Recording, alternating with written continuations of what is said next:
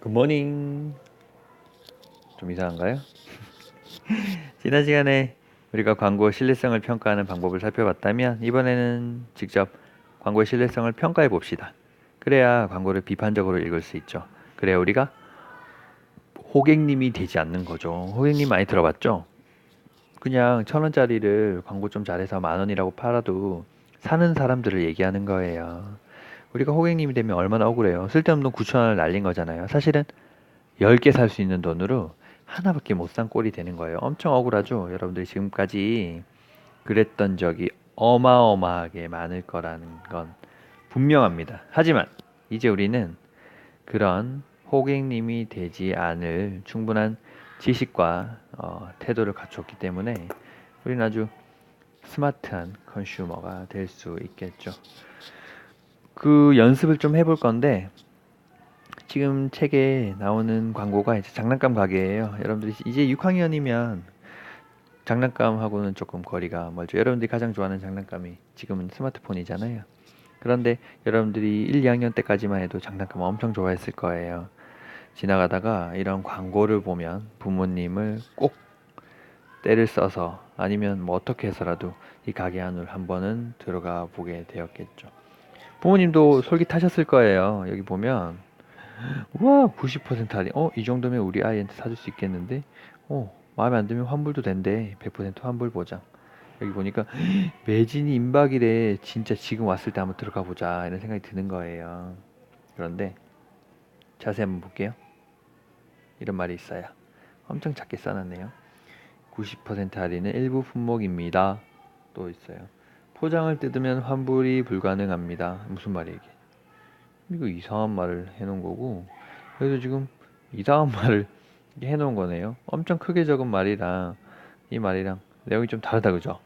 이런 것들이 이제 우리가 잘 분석해야 하는 광고라고 얘기할 수 있습니다. 그럼 여러분들이 적어놓은 131쪽의 내용을 선생님이랑 같이 한번 정리해 보도록 하겠습니다. 광고에서 이 광고지가 얘기하고 있는 것은 딸랑이 장난감 가게예요.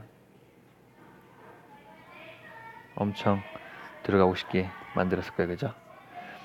매진 임박이라는 표현을 쓴 까닭은 이거 홈쇼핑에서도 엄청 많이 쓰는 방법인데 빨리 사라, 빨리 와야 돼, 지금이라도 와서 지금 남은 거라도 한번 살펴봐라 이런 얘기죠. 그러니까 매진 임박이라는 표현을 쓴 거고, 크게 쓴 글자 한번 보세요. 90% 가격 할인, 100% 환불 보장. 선생님이 처음에 동그라미 친 거죠. 이 말을 크게 쓰고 의도적으로 작게 쓴 글자가 제일 아래쪽에 있어요. 그러니까 불법은 아니란 얘기예요. 과장 광고, 허위 광고는 아니지만, 왜냐면 광고지에 다 적어는 놨잖아요. 그렇지만 지나가는 사람들이 쑥 짧은 시간에 봤을 때 엄청 좋은, 아주 좋은 장난감 가게가 생겼더라라는 이미지를 심어주기에는 이런 큰 글씨와 의도적으로 작게 쓴 글씨가 그 역할을 다한 거게 되겠죠. 그럼 이 광고를 비판적으로 한번 보겠습니다. 여기 보면 90% 가격 할인 이 부분을 이제 우리가 비판적으로 봐야 돼요. 소비자에게 불리한 정보는 엄청 밑에 작게 써놓고 자기들에게 유리한 정보만 크게 써놨잖아요. 또 100% 환불 보장 마찬가지예요. 이것도 실제로는 포장 뜯으면 환불 안 되잖아요. 근데 100% 환불이라고 하면, 즉 들고 가서 다시 갖다 줬을 때만, 안에 건 확인도 못하고 다시 갖다 줬을 때만 환불 해주겠다 이 말이에요. 그러니까 사람들이 물론 밑에 적혀 있지만 오해할 수 있잖아요.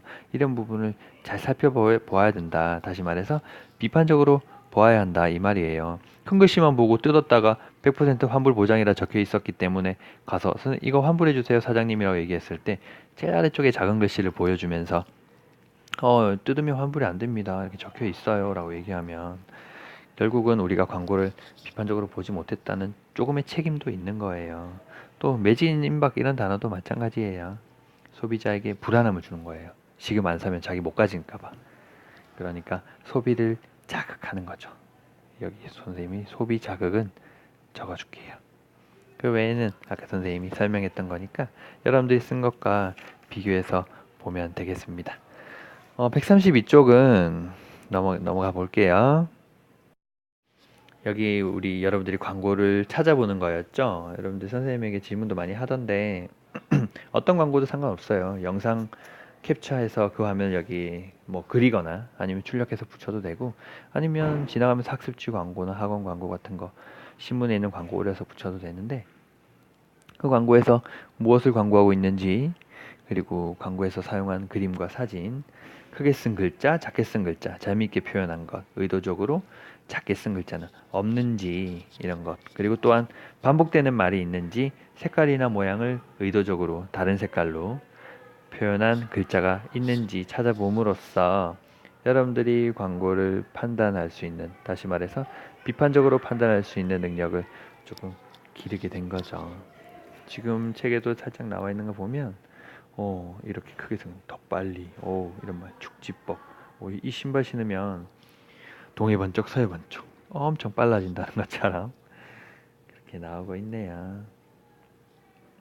그럼 이런 광고를 우리가 신뢰성을 평가해 봤죠, 여러분들이. 그게 이제 다음 페이지에 나오는 건데, 광고에서 여러분들이 이런 부분을 잘 찾아봄으로써 꼭 필요한 물건이 있을 때, 이를테면 내가 신발을 사야 된다면 어떤 신발을 살 것인지, 신발을 살 때의 구입 선택 기준, 그런 것도 세울 수 있을 거고, 광고만 보고 사기보다는 그 광고에서 비판적으로 분석할 부분은 분석해 가면서 좀 더 가격 대비 고성능이, 그러니까 디자인과 뭐 편안함, 착화감, 이런 것들을 다 만족시킬 수 있는 신발을 고를 수 있는 능력.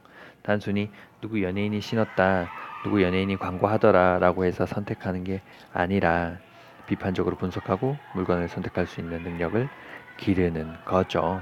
앞으로 광고를 보거나 들을 때도 여러분들은 꼭 그런 태도로 광고를 판단해야 합니다. 마지막으로 크니크니 아동복 광고가 나오는데, 여러분들 이제 6개월, 한 1년 지나면 교복을 맞추게 돼요. 교복도 엄청 광고를 많이 합니다. 광고의 의도는 당연히 이거 사라는 거예요. 크니크니 아동복, 이거 사세요, 아동복 사세요, 이거예요. 그쵸? 그러면서 이런 그림, 다리가 길어 보이게 이렇게 만들어 놓는 거죠. 비판적으로 보아야 될 부분이 이제 이런 부분이에요. 키가 커 보이는 아동복, 이런 말들. 뭘 키가 커 보여요. 그리고 다리 길이 이렇게 길게 만들어 놨죠. 이렇게 실제 사진을 이렇게 늘린 거잖아요. 여러분들 잘 알잖아요. 보정한 거예요. 이런 부분을 다 비판적으로 봐야지, 실제로 이걸 입는다고 내가 이렇게 다리가 길어 보이고 키가 커 보일 거라고 생각하고 이걸 사면 돈을 날린 거다, 이렇게 얘기할 수 있는 거죠. 이렇게 해서 우리가 세 번째 시간까지 맞춰 보았습니다. 여러분들이 했던 것은 선생님이 학교에서 한 번 더 실제로 광고를 판단한 내용들을, 그러니까 신뢰성을 평가한 내용들을 확인해 보도록 하겠습니다. 오늘도 대단히 수고 많았고요. 아래쪽에 제시된 과제는 광고를 비판적으로 읽는 능력, 즉 광고를 비판적으로 읽는 방법을 적는 과제가 제시되어 있어요.